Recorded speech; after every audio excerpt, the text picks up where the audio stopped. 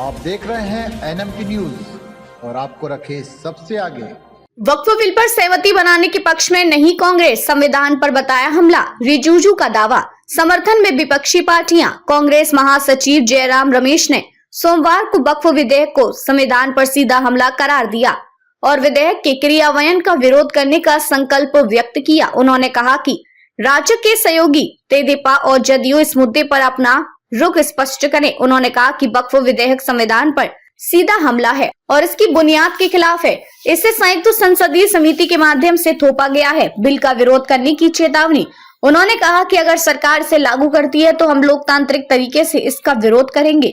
जयराम ने कहा कि हर विपक्षी पार्टी इसका विरोध कर रही है। समाजवादी पार्टी, तृणमूल कांग्रेस, आप हर पार्टी इस विधेयक का विरोध कर रही है। उन्होंने कहा कि लेकिन सवाल यह है कि जदयू और तेदेपा जैसी पार्टियां क्या करती हैं, जो पार्टियां खुद को पंथ निरपेक्ष कहती हैं, जो कहती हैं कि उनका पंथ निरपेक्षता में विश्वास है, उनका इस पर क्या रुख है। रिजिजू ने किया अलग दावा। उधर संसदीय कार्य एवं अल्पसंख्यक मामलों के मंत्री किरेन रिजिजू ने दावा किया कि विधेयक के पक्ष में सिर्फ राजग ही एकजुट नहीं है, बल्कि विपक्षी INDIA के भी कई सांसदों ने इसका समर्थन करते हुए जल्द बिल लाने की मांग की है। विपक्षी सांसद सिर्फ अपने नेताओं के डर की वजह से खुलकर नहीं बोल रहे हैं। अल्पसंख्यक मामलों के मंत्री ने सोमवार को पत्रकारों से बातचीत में आरोप लगाया कि वक्फ संशोधन बिल को लेकर कुछ राजनीतिक दल और संगठन जनता को गुमराह करने का प्रयास कर रहे हैं।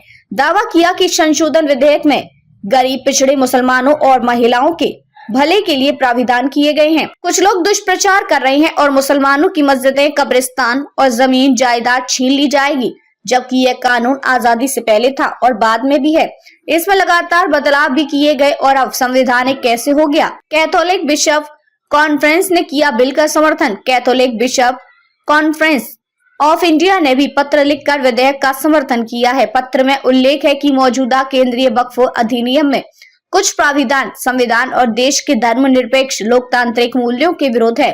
कहा गया कि केरल में वक्फ बोर्ड ने मुनव्वम क्षेत्र में 600 से अधिक परिवारों की पैतृक आवासीय संपत्तियों को वक्फ भूमि घोषित करने के लिए इन प्राविधानों का इस्तेमाल किया है। पिछले 3 वर्षों में ये मुद्दा एक जटिल कानूनी विवाद में बदल गया है। सिर्फ कानूनी संशोधन ही इसका स्थायी समाधान कर सकते हैं। बिशप कॉन्फ्रेंस ने राजनीतिक दलों से अपील की है कि इस मुद्दे पर निष्पक्ष और रचनात्मक दृष्टिकोण अपनाएं।